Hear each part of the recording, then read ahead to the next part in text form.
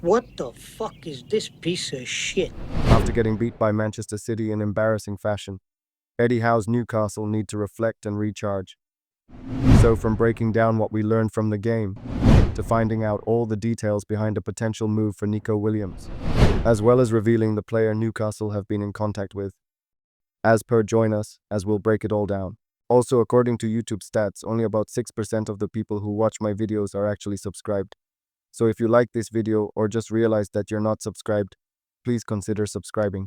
You can always unsubscribe later. It's free. Enjoy the video. Let's go!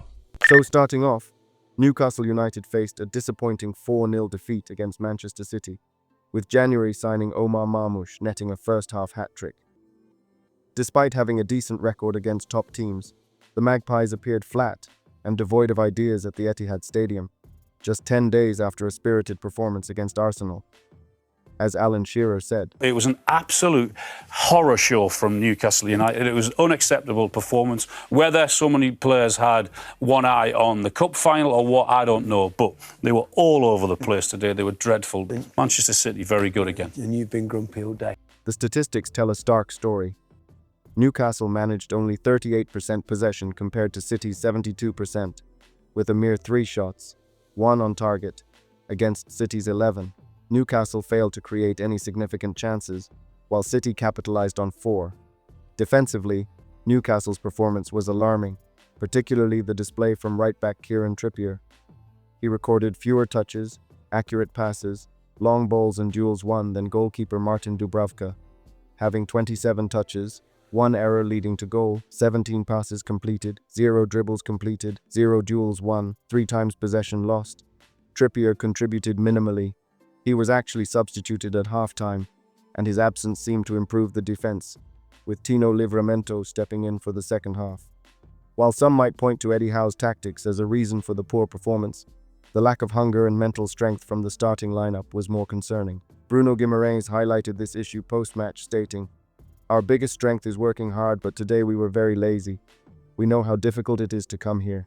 I can accept a defeat, but not in this way. Shambles." Bruno, a tough day. What went wrong? Everything, my point of the view. Like I said, for the boys in the change room, I think our strength is work hard. And when we don't work hard, things like that's gonna happen. We cannot think that we are high stars because we get a final. We have to work hard every day. I think, like I said, our biggest strength is work hard. Today we were very, very late, very lazy.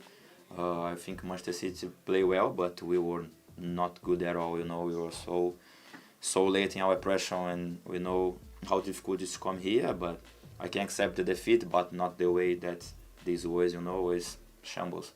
Were the manner of the goals the most disappointing thing? Because Manchester City, they're the champions, but was it too easy for them? It was too easy for them. We made this too easy for them. Like I said, we were very late in our pressure, and they played through us, and they have a lot of good players.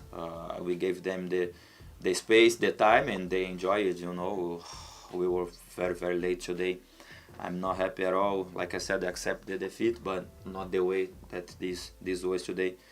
We have to work hard, no matter the reason, no matter the game, and today everything was wrong. You could see on the pitch that there were strong words amongst the players. It sounds like there's been strong words in the dressing room after. Sometimes is that good? Is that needed? Because after Brentford, there were strong words and it worked. Yeah, we need to be clear. Everyone know the performance today was not good at all. Our last 4 games in Premier League, we lost 3. It's not good enough. We have to think in the Premier League is very important for us. I want to get back in the Champions League, but we cannot play like that. We cannot think in the final. The final gonna happen in 1 month. We have to play well to get confidence and to go to the final. But today everything was wrong. I wanna say sorry for the fans because they came, they support us, and do performing like that is so bad, so bad. So what needs to happen now? What does the reaction need to be? We need to get the next game and win, especially at home. We've got 2 defeats in a row at home against Bournemouth and Fulham. We have to step up at home the next game and get the 3 points, because if you win the next game, you're gonna be 3 points behind Nottingham Forest. So it's a big opportunity to us, and we have to work hard this week to be ready for the next game. And how confident are you that you can do it? Yeah, we can do it. Of course, we know when we are in our days, we can beat every team in the world, in my point of the view. We need our support, but we cannot ask for more support for our fans, you know. So we have to play well and to win, because the Premier League is something that we want to. Speaking after the game, Eddie Howe also said, Eddie, how do you reflect on that overall?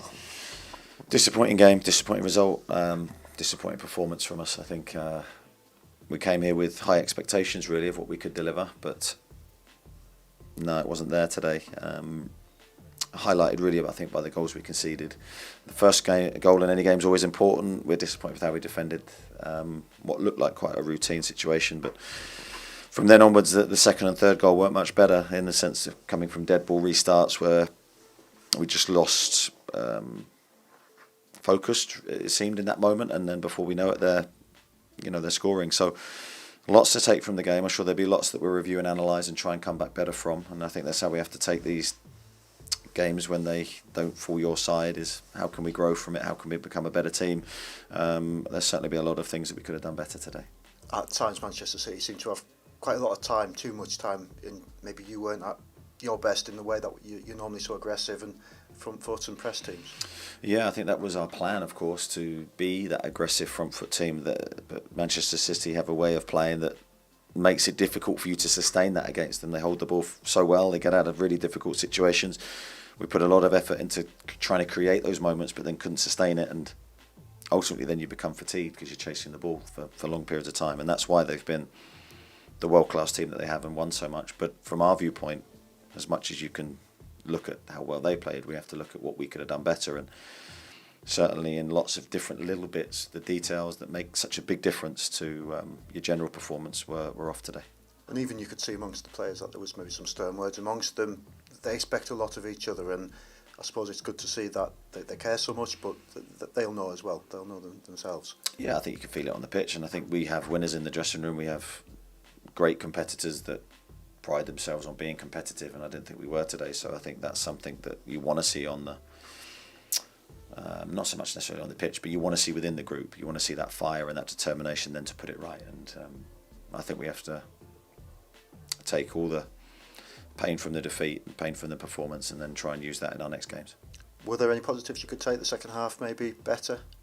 Second half was better. Louis Miley was very good. I thought when he came on, I thought he added a real calmness and composure to our game, but also fighting quality and the ability to regain the ball high. Apart from that, I'm struggling, I think. But with the substitutes, I mean, Louis, Tyno in particular, Callum Wilson coming on as well, getting more minutes, I guess that's all important stuff.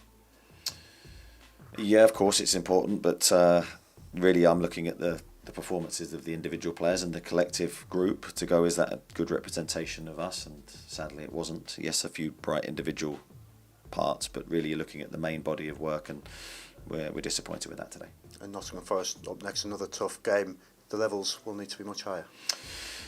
They will, and I think it's a massive game for us, and we're well aware, I said before this game, how important this run of games is. A tough fixture list for us. But they're the games that you want to be involved in. They're the games that you want to prove how good you can be.